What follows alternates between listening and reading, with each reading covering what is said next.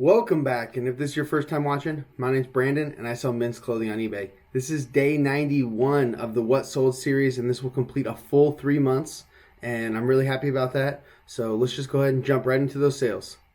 The first sale of the day is this pair of Lululemon ABC pants in a men's 34 by 30. These sold in 10 days for a best offer of $44 plus shipping.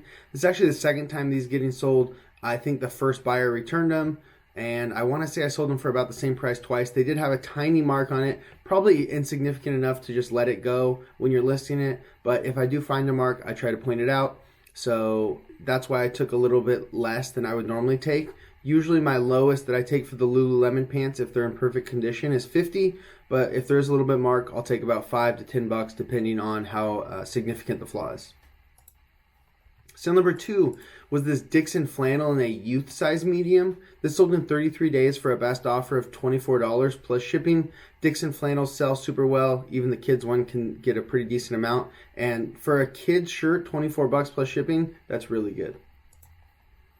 Sale number 3, a United Colors of Bennington button-up shirt in a men's medium. This took 8 months to sell, and it sold for a best offer of $13 plus shipping. I remember 8 or so months ago when I started experimenting with this brand, and I'm pretty sure that this just isn't a good brand to sell. I want to say the sell-through rate wasn't horrible, maybe somewhere around 50%, but the prices are just too low, and I think I might have priced this one a little bit too high as well, but I would most likely pass on most things from this brand unless they're really cheap. Sale number 4 was a Fox Racing flannel in a men's large. This took 2 days to sell, and it sold for full price $20 plus shipping. Fox Racing stuff can sell amazing. Make sure you're not pricing it up too high or else it will sit, but if you price it accurately, it'll move really fast. Sale number 5 was this spider jacket in a men's XL. I was able to find the name of the actual jacket, the Outbound half zip.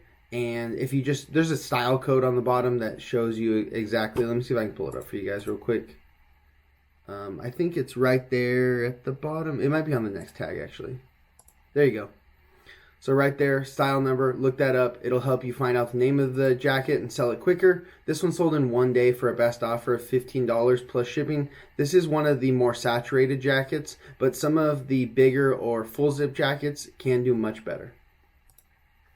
Sale number 6 was this Croft & Barrow quick dry shirt in a men's 2XB. This sold in 66 days for full price, $15 plus shipping. These are great sellers, but they're just not high dollar sellers. So they will sell quickly, usually within a couple months. As you can see, this is a short sleeve, like lightweight. This is really a summer shirt. Sold in the middle of winter for full price, and it only took 2 months to sell. So these are quick movers, but they're not going to sell for a ton of money. So don't price them up too high because you want to price them accurately. That way they move quickly. Sale number 7 was an Eton dress shirt in a men's size 41. This took 1 day to sell, and it sold for a best offer of $15 plus shipping. This was a really great shirt, but it did have a tiny dot on the collar.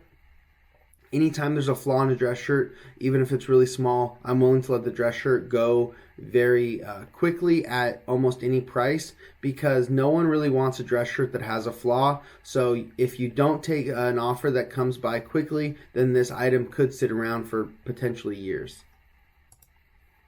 Sale number 8, this is a nice one. This is a Tommy Bahama Hawaiian shirt in a men's large. It is embroidered on the back, and it is also new with tags. I picked this up from a thrift store for $34, and it sold in 20 days for $64 plus shipping. So after fees and everything, I'll still probably make 20-25 bucks in less than a month. That's why you need to be paying up for good items.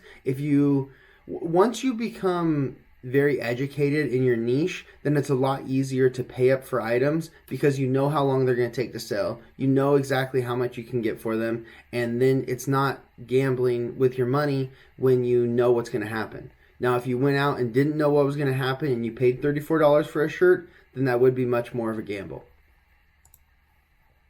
Sale number 9 and the best sale of the day was this Ralph Lauren Denim & Supply Aztec shirt in a men's large. I absolutely love this shirt. It's amazing. I picked it up in a local pickup, I think for $55. And it sold in 33 days for $100 plus shipping. Just another example of knowing what you're doing, being able to pay up for items. And I'm going to probably make, I don't know, some 30 to 40 bucks profit on this one item. Sale number 10 was a pair of Lululemon pants in a men's 34. It is important to look up the style code on the Lululemon pants. So here's the little style dot right here. It has the letters and numbers on there. I think it goes LM, and then I think there's 5 digits after that. Those are the ones that you want to be looking up. So just type in Lululemon, whatever the next 7 letters are. I think for women's it's like LW, and for men's it's LM. But it's important because these are the skinny fit ones, and buyers are going to be specifically looking for a certain exact pant. So yes, you could know just based on the look of it that it is an ABC pant, but if you didn't look up the style code or weren't paying attention closely to the legs, you wouldn't know that it's the skinny fit. And this buyer actually messaged me specifically before putting in their offer, confirming that it was the skinny fit and not the slim fit. So just use the style code, look them up, makes it a lot easier. Anyways, these sold in 2 days for a best offer of $44 plus shipping. Sale number 11 was this Elf movie Christmas sweater in an adult small. This sold in 8 months for a best offer of $9 plus shipping. If I'm only getting a $9 offer for this close to Christmas, then that's probably about all it's worth. I might be able to hold out a couple more weeks and get, maybe the full price of $13. It's on sale anyways. But I'm not going to risk it because I don't want to hold on to this for another year. Sale number 12 and the final sale of the day is this Peter Millar button-up dress shirt in a men's 2XL. This took a year and a half to sell, and it sold for the full sale price of $13 plus shipping. I used to really like picking up these Peter Millar dress shirts. Maybe I was incorrect, but I thought that they sold for more money and quicker. So I am going to do a little bit more research on them again. And make sure that there's still going to be pickups, or if I need to start passing on them or adjusting the price that I'm willing to pay for them. That's it for the sales. Let's go ahead and jump into those numbers. On November 30th, we sold 12 items for a total gross sales of $474.95, giving us a great average sale price of $39.58. So we didn't sell a lot of items today, but we did have a good average sale price still. So overall, it's still a decent day. As you guys know, the selling costs and net sales are always inaccurate. Let me show you guys what they really are. So the selling costs for today were $140.02. The breakdown for that is $57.09 in eBay final value fees, $72.19 in shipping labels, and $10.74 in promoted listing fees. 7 of the 12 sales did come via promoted listings. I promote all my items at 5%, and I'm happy to pay those extra fees so that way I can get those extra sales. Now, if we take away the selling costs and the tax and fees collected by eBay away from the gross sales amount, that's going to give us our net sales for the day of $313.39.